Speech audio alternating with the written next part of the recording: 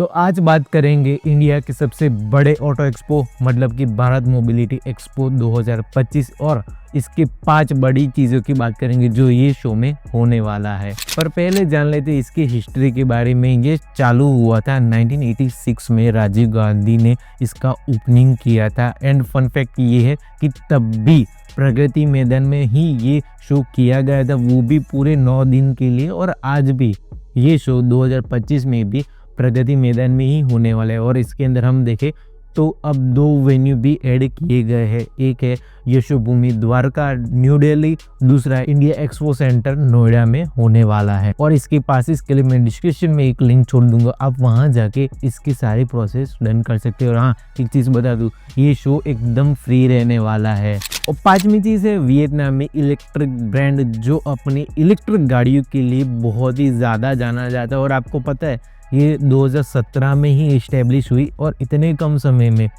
Top 100 car makers के अंदर आ गई। ये चीज़ आज तक किसी ही नहीं की। तो इंडिया में देखते भाई क्या ये तहलका मचाने वाला है। और ये अपनी फ्लैगशिप कार VF7 के साथ आएंगे जो EV6 एंड आयोनिक 5 के साथ compete करेगी। और एक बहुत ही बड़ा मास मार्केट प्रोडक्ट भी लेके आएंगे, वो है VF E34 जो compete करेगी Nexon EV, upcoming Creta EV and EV के साथ। जो इसके हम स्पेक्स देखें तो वो काफ़ी ज़्यादा इंटरेस्टिंग लग रहे हैं। लाइक 10 to 80% सिर्फ और सिर्फ 27 मिनट में चार्ज हो जाएगी। और साथ ही साथ 10 साल की EV के ऊपर वारंटी मिलती है, जो पूरे इंडिया में हम देखें तो आज तक कोई नहीं दे रहा। और ये वियतनामी ब्रांड ने पूरी दुनिया में काफ़ी अच्छा धमाका किया है। तो देखते भाई कि इंडिया में ये क्या कर पाते हैं। 4th पॉइंट है MG रुकने का नाम नहीं ले रहे भाई।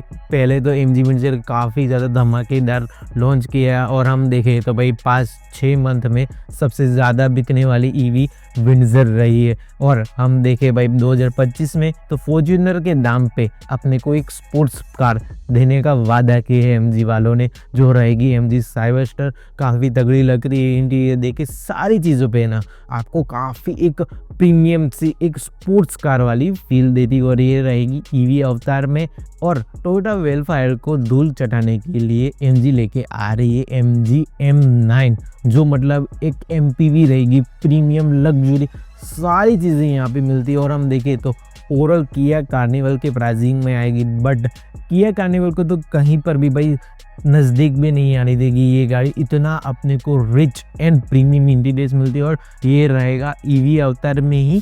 और MG अपने pending new generation models and facelift को यहाँ पे लॉन्च भी कर सकते, जस्ट लाइक MG ग्लोस्टर जो काफ़ी समय से कहे कि भाई अटका हुआ है, वो भी यहाँ पे शोकेस कर सकते। दूसरा है एस्टर, को ये बता नहीं रहा बट हाँ एस्टर का न्यू फेसलिफ्ट आ सकता है। और साथ ही साथ एस्टर में आता है मतलब कि ZS EV भी अपग्रेड हो सकती है। और MG के पास इंडिया में कोई सेडान नहीं है, तो भाई यहाँ पे MG7 ट्रॉफी भी ला सकते, जो इस साल के स्टार्टिंग में मतलब कि 2024 के स्टार्टिंग में उन्होंने बताया भी था कि वो लॉन्च करेंगे, बट अभी तक किया नहीं। तो वो भी यहाँ पे शोकेस हो सकता है, जो compete करेगा Hyundai वर्ना, स्कोडा स्लाविया मतलब कि उसका भाई वर्टस के साथ भी। और होंडा सिटी तो ऑफकोर्स है भाई, ये सेगमेंट की किंग है, तो उसका नाम नहीं लेंगे तो भाई बहुत ही बुरा मान जाएगी। बट एक चीज़ है कि होंडा भाई कुछ नहीं लाने वाले, काफ़ी फीका सा है। और वो भाई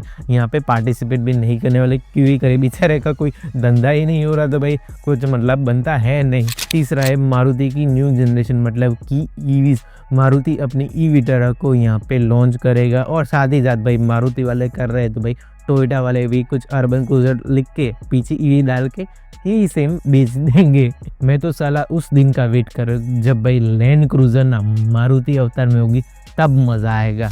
और इंडिया की लाइफलाइन वैगनर का EV अवतार भी यहाँ पे शोकेस किया जाएगा। और सिर्फ शोकेस नहीं, ये ईयर के एंड में मतलब कि 2025 के एंड में ये लॉन्च भी हो सकता है। और 2026 के स्टार्टिंग में ये आप मान सकते हो कि ये अपने को इंडियन रोड पे देखने को मिल भी सकता है। एंड काफ़ी दिनों से पेंडिंग ब्रेजा का फेसलिफ्ट भी यहाँ पे अपने को शोकेस मिलेगा। एंड डिज़ायर फ्लेक्स फ्यूल भी वो यहाँ पे अपने को मिलेगा। तो हाँ, मारुति एक मतलब कि न्यू जनरेशन, एक न्यू चेंज के ऊपर जा रही, तो वो देखने का एक काफ़ी अच्छा माहौल बनेगा। भाई मारुति क्या करते हैं, क्योंकि भाई देखो मारुति या फिर Hyundai कुछ भी करते हैं ना, वो हमेशा इंडियन ऑटोमोटिव मार्केट पे बहुत ही बड़ा इम्पैक्ट करते हैं। और Hyundai के बाद निकल ही गई तो भाई वो क्रेटा ईवी को भी यहाँ पे शोकेस करेंगे। वैसे तो मीडिया ड्राइव अभी चल रही है, बट अपने को नॉर्मल लोग जैसे कि मेरे जैसे कि मुझे तो बुलाया है नहीं, तो मैं भी वहाँ पे ही देख पाऊंगा भाई क्या है क्या नहीं। तो इसके लिए भाई चैनल को सब्सक्राइब कर लो, क्रेटा ईवी का वीडियो देखना हो तो। और ऑटो एक्सपो में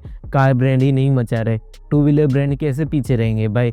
हीरो एंड टीवीएस की बात कर रहा हूँ। हीरो तो भाई बहुत ही ज़्यादा अपनी बाइक्स को लेके आएगी, और स्कूटर को पहले जान ले भाई क्या क्या चीज़ें ये लेके आएंगे। पहली तो है जूम 160, दूसरा है एक्सपल्स 210, तीसरा है एक्सट्रीम 250R, चौथा है करिश्मा 400 एंड फिफ्थ है मैवरिक 440 स्क्रैम्बल, जो 2-3 महीने में एक्चुअल में इंडियन रोड पे दिख भी जाएगा, मतलब लॉन्च हो जाएगा। और छठा है करिश्मा XMR 250। ये सारी बाइकें हीरो अपने पेविलियन में दिखाएगी। भाई काफ़ी ज़्यादा बाइक्स है, टू व्हीलर्स है, एंड यहाँ पे हीरो अपनी इलेक्ट्रिक वीडा V3 को भी यहाँ पे लॉन्च कर सकता है, और वीडा का कुछ नया अपग्रेडेशन यहाँ पे अपने को दिखने को मिलेगा। एंड अब भाई बात करते हैं टीवीएस की, तो टीवीएस भी वो पीछे नहीं हटने वाला। जुपिटर इलेक्ट्रिक हो अब यहाँ पे लॉन्च हो सकती है, और 3 से 4 महीने बाद आपको इंडियन रोड पे दिख भी सकती है, क्योंकि iQube के एक सक्सेसर के बाद टीवीएस को भी पता है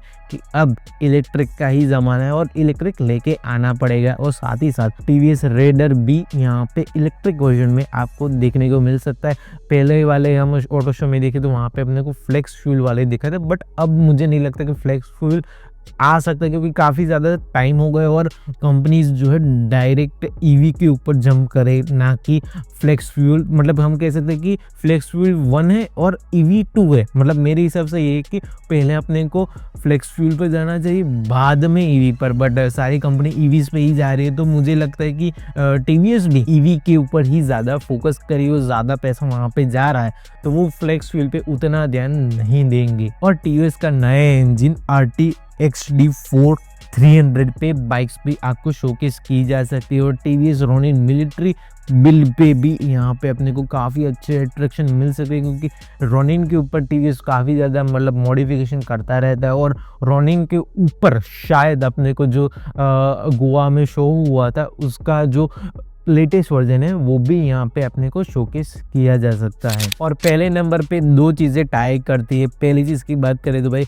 बचपन का प्यार टार्जन द वंडर कार, एक तरह से कहे तो ये होने वाला India first sports car electric version में। हाँ, यहाँ पे हमने को लुक देखे तो बहुत ही प्यारा लुक एंड एक कहे कि एग्रेसिव लुक मिलेगा। और दूसरी चीज़ थी टाटा मोटर्स। भाई टाटा मोटर्स पहले नंबर पे इसलिए आती क्योंकि ये अपने नई जनरेशन ईवी पे, मतलब कि सारी चीज़ें जो है ब्रांड अब देखे तो ईवी के ऊपर ही जा रही, बट यहाँ पे देखे तो बहुत ही तगड़े तगड़े कॉन्सेप्ट टाटा वालों ने पहले भी दिखाए हुए। और हम कहे तो भाई एक नॉर्मलाइज चीज़ का कि नॉर्मल चीज़ तो आएगी, just like Tata safari and Harrier में पेट्रोल वर्जन भी हूँ यहाँ पे शोकेस किए जाएंगे।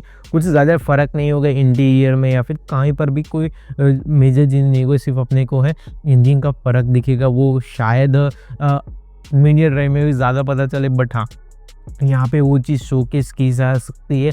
दूसरा है भाई Tata Sierra EV and petrol and diesel version, ये सारी चीज़ें हों यहाँ पे दिखने को मिलेगी। सिएरा काफ़ी टाइम से पेंडिंग चल रहा है और महिंद्रा ने जो धमाल मचाया है भाई BE6 और XEV9 के ऊपर, तो हमेशा से टाटा वाला ध्यान रखेंगे कि भाई नहीं, हमें भी कुछ करना पड़ेगा जो भाई महिंद्रा वाले कर रहे हैं। क्योंकि देखो ओवरऑल हम देखें पूरे लाइनअप में तो BE6 30-32 लाख के आसपास वो मतलब जाने वाली है। तो उस प्राइसिंग में हम देखते टाटा सिएरा अगर आती अच्छे फीचर्स के साथ, तो लोग मुझे नहीं लगता कि एक BE6 पे जाएंगे। मैं अगर होता तो भाई डेफिनेटली मैं एक ईवी पे ऊपर नहीं खर्चता और एक पेट्रोल गाड़ी, मतलब कि नॉट पेट्रोल और डीजल गाड़ी आइस इंजन वाली कार प्रेफर करता। और वो चीज़ मुझे सिएरा दिख रही है कि भाई अच्छा लुक भी मिल जाता है, न्यू जनरेशन मतलब लगता है भाई हाँ क्या तगड़ी गाड़ी है,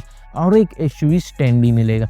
दूसरा है भाई टाटा अवेन्या, ये भी काफ़ी टाइम से पेंडिंग चल रहा है। जो मैं बोल रहा हूँ कि जो टाटा की ये सारी चीज़ें मैं बोल रहा हूँ वो ये साल में लॉन्च हो सकती है या फिर अगले साल में ये लॉन्च हो जाएगी, इतना पक्का है। तो हाँ, आप सिर्फ कई बार क्या होता है कि कॉन्सेप्ट देखने जाते हो बट वो कभी आने वाला नहीं होता, बट यहाँ पे वो चीज़ नहीं है, ये सारी गाड़ियाँ जो हैं वो आएंगी। एंड ऐसा नहीं कि भाई भारत मोबिलिटी में सिर्फ और सिर्फ अपने को गाड़ी और बाइक रिलेटेड नहीं, भाई यहाँ पे अपने को नए इंफ्रास्ट्रक्चर जो ईवी इंफ्रास्ट्रक्चर है उसके बारे में भी बात होगी, टेक के बारे में बात होगी, पार्ट्स के बारे में बात होगी, ये सारी चीज़ें हों यहाँ पर रहने वाली है। और साथ ही साथ अपने को कॉमर्शियल व्हीकल भी हों यहाँ पे दिखने को मिलेंगे। जो कहते हैं भाई जेसीबी की खुदाई, तो वो देखने के लिए यहाँ पे आप आ सकते हो। यहाँ पे अपने को बड़ी बड़ी बसेस, लग्जरीज कार, लग्जरीज बस, ये सारी चीज़ें यहाँ पे देखने को मिलेगी। और ये यहाँ पे सिर्फ अपने को सिर्फ कार शोकेस नहीं की जाएगी, यहाँ पे अपने को 9 अलग अलग शो भी मिलेंगे जो आप अपने फैमिली के साथ एंजॉय भी कर सकते हो। और आप अपने आप को एक ऑटोमोटिव एंथुसियास्ट बुलाते हो, ऑटो एंथुसियास्ट बोलते हैं उसे,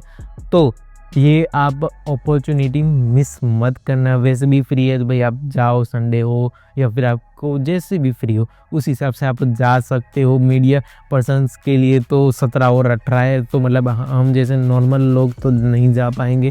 आपने को भाई जो फ्री के डे है मतलब कि 19, 20, 21, 22 ये 4 डे में आप जा सकते हो। और आपको भाई जस्ट करना होगा, मैंने नीचे लिंक दिया हुआ है, आप वहाँ पे रजिस्ट्रेशन कर लेना, फिर बाद में आपकी मेल आईडी में कोड आ जाएगा, उसके बाद आप जस्ट दिखा के अंदर एंट्री कर सकते हो। सो आज का वीडियो यहीं तक। उम्मीद कर दो कि भाई आप मुझे मिलेंगे भारत मोबिलिटी एक्सपो में, मिलते हैं वहाँ पे।